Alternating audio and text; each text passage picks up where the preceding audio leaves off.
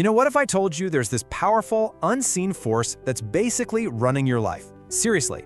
It's shaping every decision you make, it's dictating your relationships, and it's even driving your success. We spend so much time thinking about our diet, our workouts, our sleep, but we totally ignore this fundamental operating system. Well, today, we're going to pull back the curtain on that very force, our emotions. This quote from our source material really just gets right to the heart of it all. We are, at our very core, emotional beings. It's the central current of our entire lives. But isn't it kind of weird how we usually treat our feelings like they're just an inconvenience, something to push down or just ignore? It's like we're so focused on all the stuff we can see that we completely miss the one thing that's actually in the driver's seat. And this slide, wow, this really lays it all out. The column on the left, that's where we're told to put our energy, right? Vitamins, workout plans, sleep apps. But that column on the right, that's the truth. Fear, joy, anger, these are the engines that are actually running the show, influencing every single choice we make, from the big meetings at work to what we say to our family at home. Okay, so if emotions are this important, how do we get better at handling them? Well, it all starts with a huge, radical reframing of how we think about feelings versus behaviors. See, we've been taught to slap good or bad labels on our feelings our whole lives, but we might have been getting it wrong this whole time. Let's just take a classic example, anger, right? Most of us would immediately label this as a negative or bad emotion, something you should avoid at all costs. But is it really? Is the feeling itself the problem, or is there something else going on here? And here it is. This is the crucial distinction we have to make. An emotion is just data. Think of it like an internal signal from your body telling you something's up. Maybe a boundary was crossed or a value was threatened. A behavior, on the other hand, is what you do with that signal. So feeling angry, that's the signal. Throwing a glass across the room, that's the behavior. They are two totally separate things. This idea is a total game changer. There are no bad emotions. Jealousy, fear, rage, they're all valid signals. They're just messengers trying to tell you something. The real question is, how are you going to respond to the message? The problem isn't the feeling itself. It's the unhelpful, destructive stuff we sometimes do because of it. And the difference is, well, it's night and day. Our source material uses this fantastic metaphor. An emotionally reactive person is like being caught in a flood. It's total chaos, completely overwhelming. But an emotionally literate person, someone who understands these signals, it's like calmly drinking a glass of water. It's the same element, sure, but one is managed and life-giving, and the other is just completely out of control. Okay, so what's actually going on inside our heads during those moments of emotional flooding? Let's dive into the science a little bit and see how our own brains can sometimes hijack us. It's pretty wild. So to keep it simple, just think of your brain as having two key players. First, you've got the thinking brain, your prefrontal cortex. This is your sophisticated, logical CEO, in charge of all the rational thought and problem solving. And then you've got the emotional brain, the limbic system. This is your ancient, super-fast security guard who's constantly scanning for threats and rewards. So here's how the hijack goes down. Step 1, there's a trigger. Someone cuts you off in traffic, you get some critical feedback at work. Step 2, your emotional brain, that security guard, screams danger and smashes the big red alarm button. And here's the critical part, step 3.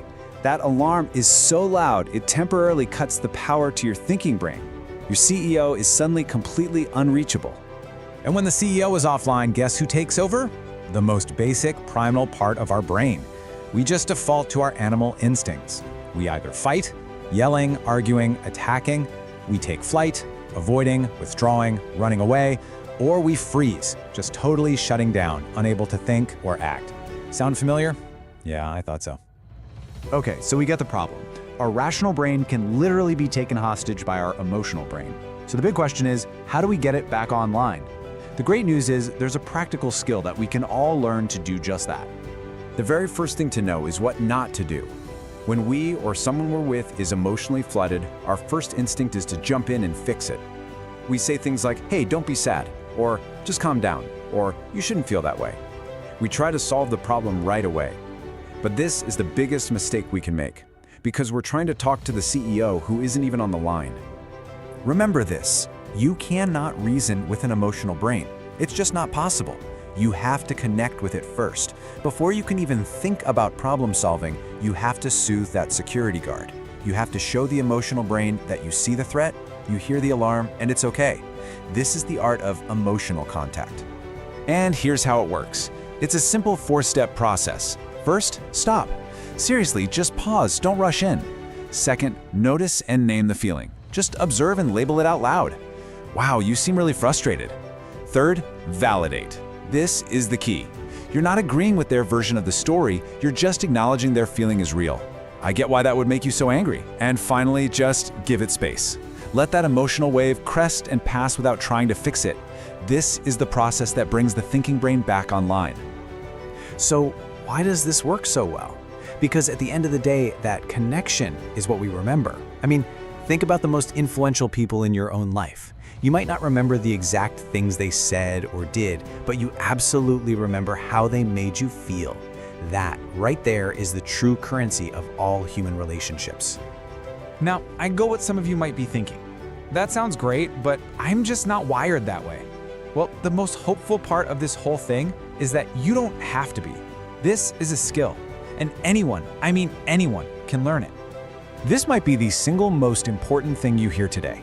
This is not about your personality. Emotional intelligence is not some fixed trait you're just born with. No, it is a set of skills. And just like any skill, like learning a language or playing the guitar, it can be taught, it can be practiced, and it can be mastered. And the results? They can be absolutely staggering. Get this. Our source material highlights a study where preschool kids were taught these emotional skills. Of the 19 students who finished the program, all 19 of them were later admitted to a gifted school. Every single one. That is not a coincidence. You know, when we teach these skills, the benefits just ripple out into every single area of life.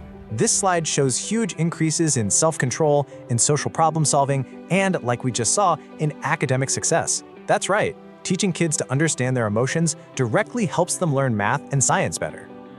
This leaves us with a pretty profound responsibility, and this quote just captures it perfectly.